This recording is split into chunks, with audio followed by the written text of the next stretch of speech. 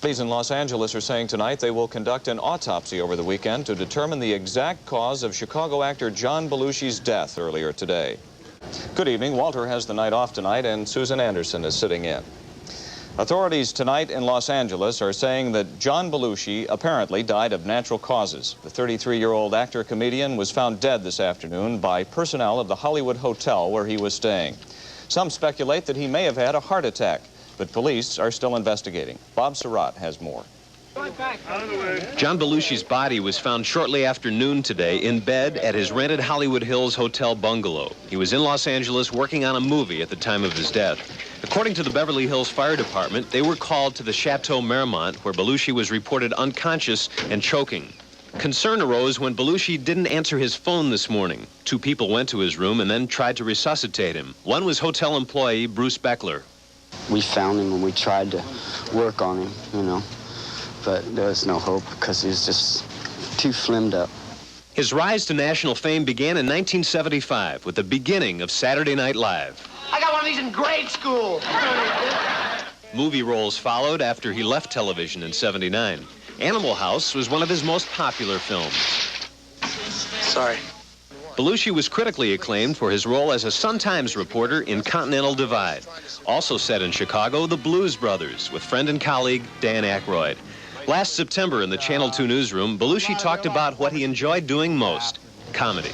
I mean, there are a lot of forms that can make people cry and scare them, but there aren't a lot who can make people laugh. I think there are too few of us around, so we should keep doing that. Well, that's good to hear, because there is the sort of Woody Allen syndrome to knock what you can do and want to aspire to what you can't do, or may not be able. No, I'd rather make people laugh. If I can do it, you might as well do it. We were real lucky to do it on Saturday Night Live, and now they can do it on film. Police say tonight there does not appear to be any foul play. An unidentified woman who was apparently the last person with Belushi before he became ill was questioned by police. Police questioned her for 4 hours earlier, but she now has been released. Belushi's roots were right here in Chicago. The homecoming king of Wheaton Central High School in 1967, he married his high school sweetheart and started his career in Chicago as a regular member of the Second City Improv Group. He went on to write, act, direct, and perform for the National Lampoon, which led to his success on television and widespread fame. But he never forgot his years in Chicago, and neither will we. Don and Susan, his brother Jim, went on stage tonight in The Pirates of Penzance at the Schubert Theater in Chicago.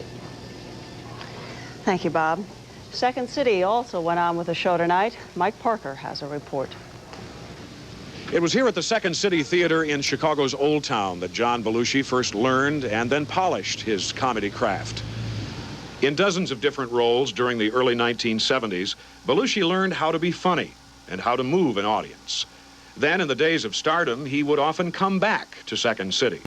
A workshop student remembers. And out of all the people from Saturday Night Live, John was the one that would come back to the Second City and come back to Chicago and remember Dell and remember this place, remember what it was like to be a student. He really cared. Tonight, a new company of players at Second City and a new audience. But they remember him too. When I heard it on the radio, it was really upset me. It was very sad. He was so young, and he was so talented. But nonetheless, you're prepared to come here tonight and laugh, yes? Yeah, I guess that's what he would have wanted. He was a comedian, and his job was to make people laugh.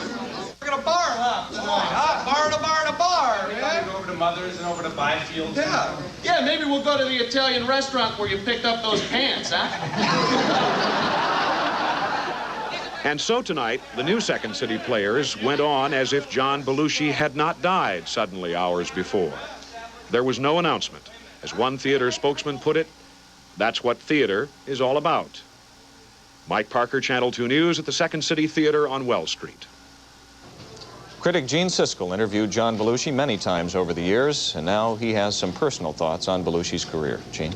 Well, Don, the professional tragedy of Belushi's death is that he was really trying to turn a corner in his artistic life. As a comedian, no one had a better pipeline to the sense of humor of this nation's young people. Think of Belushi smashing that wimpy kid's guitar in Animal House, and you have to smile. But Belushi told me just a couple of months ago that he wanted to do more than comedy. He took a romantic part in Continental Divide, a darkly comic part in Neighbors, he wanted to stretch as an actor. All that drive for growth is dead now, too. It's always difficult to accept the death of someone so physically exuberant and alive as John Belushi. Last August, he invited me to his home and took me into a soundproof room on the first floor of his Greenwich Village brownstone.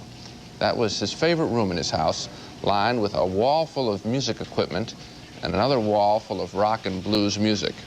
He put on some Motown soul music and tried to teach me a dance step known as the Temptations Walk, a dance step he used on Saturday Night Live and in the Blues Brothers movie. He was a fabulous dancer, and he turned the music up real loud, and he danced and he sweated and danced some more, and he was very happy. And that's how I'll remember John Belushi, as very much alive. Don, Susan.